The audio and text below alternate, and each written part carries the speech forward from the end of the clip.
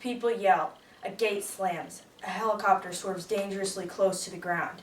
This is a problem that needs to be stopped. How is it a problem? That helicopter is chasing close behind a herd of wild horses. This is just a routine event for the Bureau of Land Management, or the BLM, but for the wild horses, it is their worst nightmare. After living in freedom all their lives, they are abruptly removed from their peaceful existence with no choice or alternative. They run for miles and miles until they are forced into metal corrals by people who jump out from behind the fences with electric cattle prods. Horses are severely injured, and many die horrible deaths that the BLM won't take responsibility for. These Mustang roundups, inhumane treatment, and slaughter have gone too far. The methods used are inhumane, careless, and unlawful.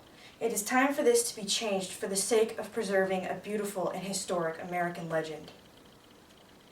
You might be wondering, what is a BLM Mustang roundup in the first place? Why are they conducted, and what is the cost?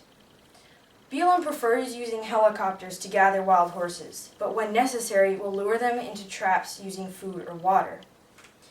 In most cases, a helicopter is used to drive herds for miles until they reach the trap. I'm going to show you some photos of these. This is a Mustang roundup in California where 1,922 wild horses were removed from the range. This is another roundup in Wyoming. 800 Mustangs were removed. The horses are herded into holding pens to be separated, vaccinated, wormed, and freeze-branded. You can see how tightly packed they are into the corrals. And this is a truck used to transport the horses from one facility to another. The goal after this is to adopt out as many of the captured Mustangs as possible. BLM believes that if they don't manage the Mustang population, herds will increase and become too numerous for the land to sustain. If the numbers were to grow past the maximum sustainable number, wild horses would eventually starve or die of thirst. The Wild Horse and Bureau Act of 1971 was written to protect the American Mustang. Since then, the BLM has been dedicated to protecting and managing wild horse herds. This sounds reasonable enough, so what's the catch? These Mustang roundups are conducted at the expense of taxpayers and the lives of thousands of wild horses.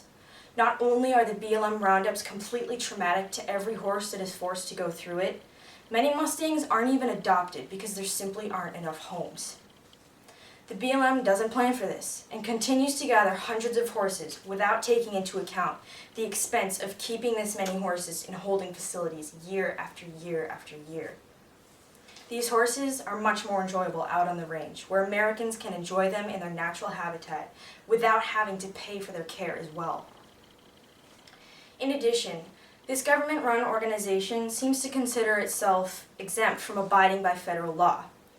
The Wild Horse and Bureau Act of 1971 was written to made the inhumane treatment of wild horses unlawful, and yet BLM ignores this law. Videos and photos, which I'm going to show you, taken by wild horse activists, show various instances in which this law is directly violated. This was a roundup in Nevada. The horse is being driven by a helicopter into a barbed wire fence. This foal was separated from its mother too early and left to starve. It was eventually euthanized. This foal suffered and died because it couldn't walk.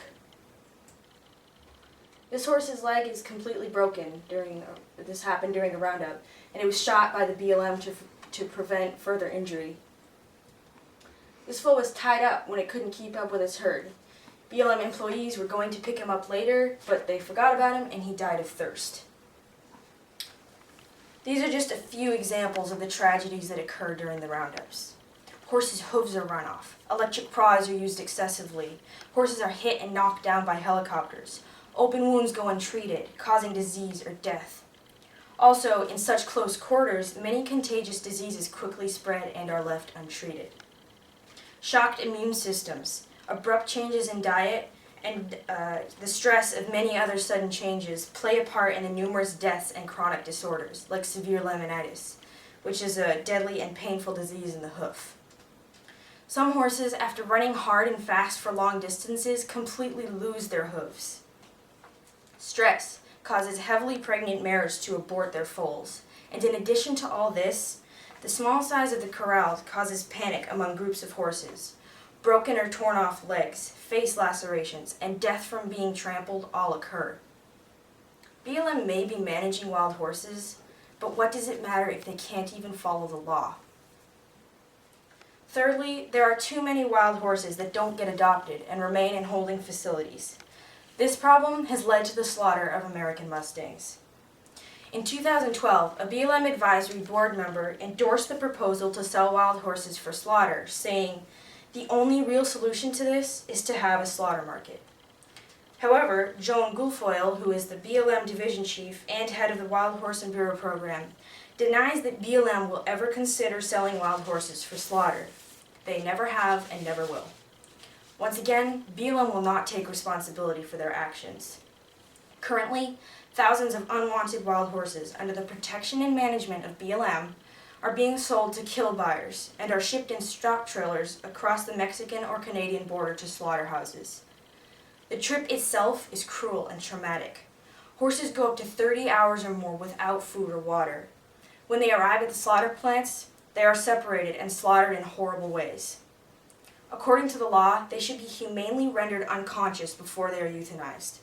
However, eyewitnesses, photos, and video footage have revealed that many horses are still fully conscious when they are lifted off the ground by a rear leg to have their throats slit. This is not proper euthanization. It is animal cruelty, and BLM is now allowing America's wild horses to be killed like this. Despite all of these reasons for stopping the wild horse roundups, there are some parties in support of them, namely, and unfortunately, the ones who have the most influence.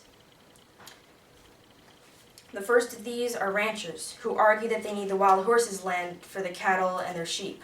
However, wildlife conservationist Jamie Heimbuch says, "Today there are fewer than 35,000 wild horses on some 27 million acres, while millions of head of privately owned cattle graze across some 245 million acres, including those acres designated for wild horses. Do cattle ranchers not have enough land as it is? What do they have against wild horses that makes them so persistent in getting rid of them?" Well, they claim that the wild horses ruin and overgraze the land, and so they're in support of removing them at all costs. What they don't realize is that even after huge roundups take place, the grazing for cattle is not improved. Also, BLM claims that they need to manage the population of wild horses to prevent their starvation. NBC News' Lisa Myers mentions in her interview with 30-year BLM veteran Bob Edwards that BLM says there is simply not enough food on the range to sustain the wild horses. He responds, "There is enough. The wild horses are not receiving a fair shake. What really needs to be done is to reduce the livestock numbers." Edwards managed wild horses and was a natural resources specialist until he retired in 2005. And remember, he's a 30-year BLM veteran. His judgment should be highly regarded, yet BLM ignores anyone with this opinion. BLM also asserts that they use the most humane means as possible, and yet they refuse to take responsibility for the tragic deaths and injuries that occur frequently during the roundups. Severely injured Mustangs are euthanized or left untreated. Some die of exhaustion. Weak foals who can't keep up with their mothers during roundups and are left behind are eaten by predators or die of starvation. Is this not reason enough to stop this insanity? Through the course of American history, horses of all breeds have unfailingly given their lives and their loyalty. They have carried humans through wars and have selflessly suffered and died beside heroic soldiers. They have never failed to provide ample beauty and entertainment, and have lent their strength and power towards the cause of the American people. Max Lucado, in his book In the Eye of the Storm, wrote, "Look back at our struggle for freedom. Trace our present-day strength to its source. Man's pathway to glory is strewn with the bones of the horse." Horses have played crucial roles in the development of thousands of civilizations, and were used in every war up until World War II. They helped the U.S. gain its independence. Why shouldn't they be given theirs? If the BLM doesn't stop these devastating roundups, Mustangs won't just be a part of history. They will be history. So what can we do? Fundraisers and donations for Mustang rehabilitation programs such as the Wild Horse Rescue Center or Front Range Equine Rescue are viable options. By donating to one of these programs, you could help feed several horses for an extended amount of time, or pay a vet bill for a horse that has been severely injured. Another option would be to donate to foundations such as the Cloud Foundation or the American Wild Horse Preservation. These organizations are dedicated to fighting for the freedom of America's wild horses. By donating to them, your support goes towards making it possible for them to fight against the cruelties of roundups in the courtroom. Lastly, I would like to show you some photos of wild Mustangs in their natural habitat. This is a wild horse herd in Colorado. This is a horse herd in the Pryor Mountains in Montana. This is a Wyoming horse herd.